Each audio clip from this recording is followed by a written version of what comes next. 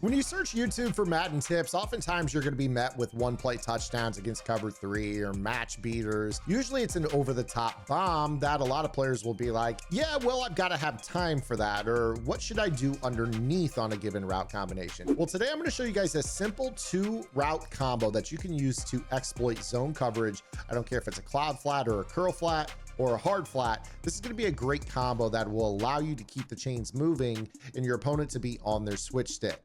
So what we're going to do here is talk about the hitch slant combo. And more importantly, we're going to be talking about a hitch that is sitting close to the numbers on the field because of the way that it draws in flat defenders.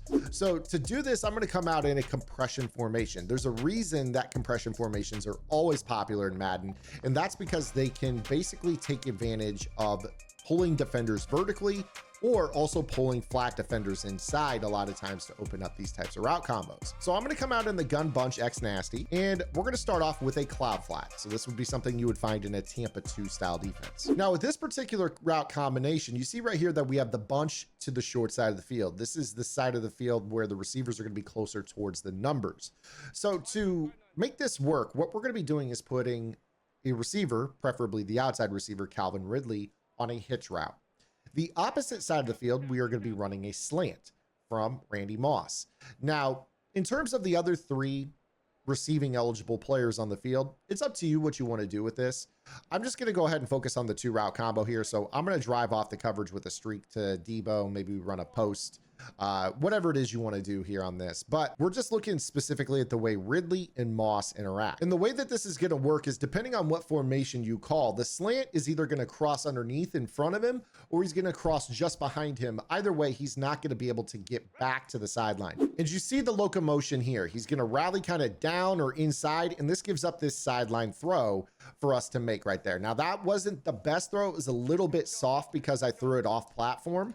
But as you can imagine, if you kind of step into a throw like this is going to be something you could rip pretty reliably for a first down. You see right there, that was much better. Right there, I was able to hit a perfect on this. So this is something that you could use to exploit a cloud flat, but let's go ahead and put the bunch now on the wide side of the field and work Randy Moss on the short side of the field. So with this particular call, we're going to just invert this by putting Ridley on the slant. I'm going to put Moss on the hitch, and this time we'll go ahead and run maybe like a streak corner combo. Doesn't really matter. We're just trying to clear out the field for Ridley and Moss to work off of one another. So we snap this ball. You're going to watch the cloud flat pull, and then you can throw this ball in behind on the sideline. Now, of course, if they're super, super tall, you have to pay a little bit more attention to this. You know, I wouldn't just throw a slant to a short receiver behind like a Tariq Woolen per se. Again, this is something that you guys can, you know, rely on pretty easily unless they have a switch stick that you're gonna be able to complete this. Now, the thing that's also important is on-off alignments on the line of scrimmage. You saw right there that that was a little bit of a tighter squeeze because Ridley was off the line of scrimmage. If I wanted to invert this and put Samuel on the slant, that's totally fine as well. So what I'm gonna do here is we're basically gonna put Debo Samuel on the slant and Randy Moss on the hitch. You're gonna see that Debo is gonna get behind a little bit better. You see that I held the ball for a little bit. You see that there was, because that cloud flat is not ready for that route entering its area of the field. So that's, this time I'm going to go ahead and max protect, and we'll just go ahead. I'm going to roll the protection a little bit to the left. So you'll see right here that when we run this, he's going to be able to get behind that cloud flat a little bit easier. You see that that's a much more open route. Kind of working against a cloud flat. Now, I'm going to talk here about hard flats, but we're going to go very quickly over that. Hard flats are hard to the flats. They're not going to see a slant coming from the other side behind them. You don't really have to run this route combination out of this type of wide receiver split against a hard flat, but it is definitely worth mentioning just so you can see it. So here's a cover 2 hard flat. I'm going to put Moss on the hitch. We'll put right bumper on the slant. You're just going to see that that player is way too low to even see this slant coming his way. So, you know, this is a real easy throw. You're never going to have to worry about that. They're not even going to be able to pick artist that. They're going to have to switch stick and recover. So hard flats, doesn't matter if it's cover 3, cover 4, or cover 2 hard flat. You're never gonna have to worry about that. Now, the other zone that you do have to worry about in the flat is the purple zone. Purple zones work curl to flat. Now, the thing about that though, is that you're gonna pretty easily be able to manipulate zone because it doesn't really have anything else other than the hitch to guard. So I'm going to start off with B on the slant again here. Now, before I show this to you, I want you guys to make sure you're subscribed right here to the Zan Madden YouTube channel. I'm dropping content Monday through Friday. Some of it's very meta, some of it's off meta, stuff a lot of players don't do. For instance, like this video, just a little kind of trinkety manipulation of an underneath zone that can help you move the chains once or twice a game. And if you guys enjoy this type of content, make sure you guys head over to my strategy website, gridirongameplans.gg, where we stay on top of the meta, or the most effective tactics of Madden, the stuff that the pro players are doing. For instance, David T just made a crazy run in the MCS Unstoppable tournament this week, and everyone out there is running RPO read Y flat. Our vault is dedicated to the meta. What is shifting? What are people doing week to week? What is it that you're going to see? Forecasting what players are going to start to run and countering it. So if you guys struggle with that RPO read flat, go check it out. It's in our November vault. In addition to that, you guys are going to unlock almost 100 other vault tips already in Madden 25. Access to all game plans at no additional cost, and members only Discord access where we have lab sessions every single week. So hopefully I'll see you guys in there.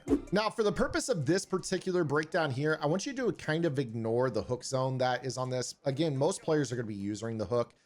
For whatever reason, hook zones seem to do some weird stuff. So ignore the linebacker. You see right here though, that slant got open. If I wanted to flip my formation, this combination would work the exact same. So if you watch, Fred Warner. Again, the point here is the purple zone is not being manipulated at all. So you see Fred Warner right here is not impacting. Again, easy stuff here. If you're noticing for whatever reason they're playing cover 3 and they're not using that linebacker, the general rule of thumb is that linebacker wants to go to the strong side of the formations. So what you'll definitely see when you're dealing with the cover 3 is most players do use the linebacker, but again, what we're trying to key in on here is just we don't want that hook zone kind of drifting. So you're gonna see right here that you're gonna be able to kind of throw that. You see right there, it's just wide open. So it doesn't matter if it's a cloud flat, a hard flat, or a curl flat. They're all going to give up this route combination if you put a hitch on the numbers and put a slant working from the other side. It's a really, really good combo. The cool thing about it is that it is basically a 2-route combo with players on the other side of the field, which allows you to create more unique route combinations otherwise. As I already kind of mentioned, you know, we're talking about how this game plays. You get a lot of these bomb formulas, quote unquote. And with this type of approach, you might be able to basically run you know, a hitch slant combo, and then, you know, you got Kittle here, and then you got potentially the 1-play touchdown over the top. So the intent here with something like this is hopefully to, you know, rip your 1-play touchdown over the top, but then maybe check it down to something else. So we talked about these 1-play touchdown formulas that you might use around something like this. So in this particular case, you might say, all right, well, I'm going to try to run a slant hitch combo here, but I'm ideally trying to bomb the cover 3 for a 1-play score with this skinny post. So when you go ahead and snap the ball, ideally you're going to be able to kind of look for the bomb that's there, but then do the slant hitch as your check down if you, for whatever reason, don't feel confident in ripping that over the top. And you saw right there on that previous play, we had the slant in a window, and then we had the hitch in a window that we could have dumped it down to. So it allows you to marry this manipulation to something, you know, more important over the top. And I hope that this was a beneficial video for you. You don't have to do this out of just the Bunch X Nasty. Try this in any compression formation in the game, and you'll see these types of results. This will be especially useful down in the red zone as well. But I hope you guys enjoyed the video. I'll talk to you guys tomorrow. Until then, this is Zan. Get the lab in. Good luck.